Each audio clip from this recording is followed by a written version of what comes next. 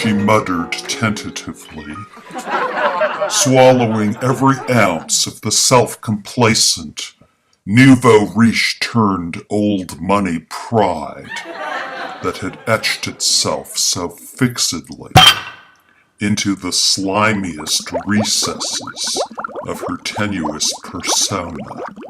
Ever since that fateful hour, she'd been forcefully weaned from the multi-nippled breast of virtue, honor, kindness, compassion, and decency.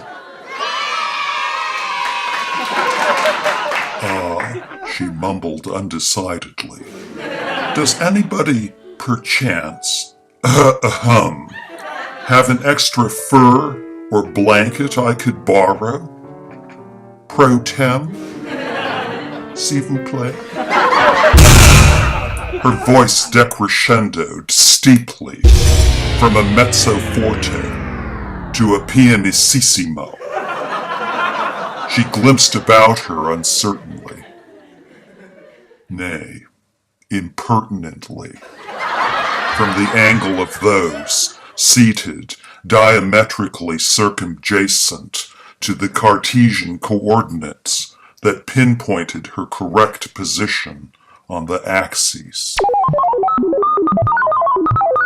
Suffice it to say that our heroine felt perfectly out of sorts in the company of these superciliously hoity-toity strangers, intrusively inquisitive intermeddlers on the one hand, and unapproachably standoffish outerlopers on the other, most of whom, as it turned out, were militant atonalists, and every last one of whom was, or had been at one time or another, a close confidant of Garrett's.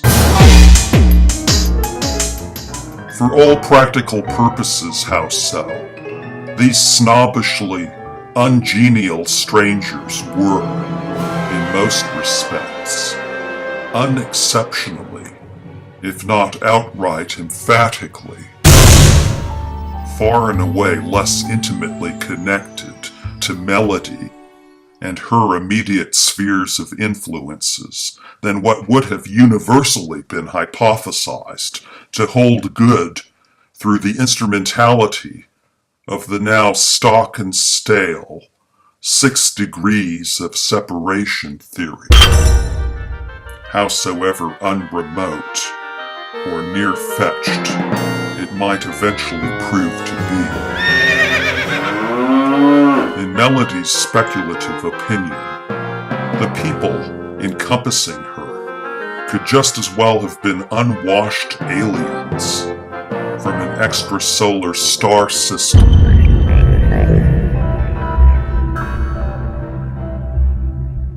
I beg your pardon, an imperial bearded pedagogue rejoined, with a pinch of salt in his voice, not unseemly, irritated at having had his train of thought so savagely punctuated. Whatever the deuce would you need such a thing, or things for, my sweet? The pedagogue's voice had an indeterminate accent from which it was all but impossible to divine his sphere of origin. The way in which he inflected his locutions sounded like a cross between a Yiddish refugee from a Nazi death camp and a Pentecostal tongue speaker from the tenements of Des Moines, or thereabouts.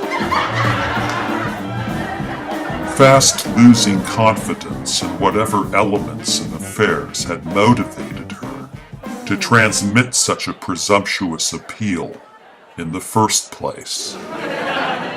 Melody hemmed and hawed, before she could formulate so much as even a semi-coherent response to the pedagogue's propensely off-putting query.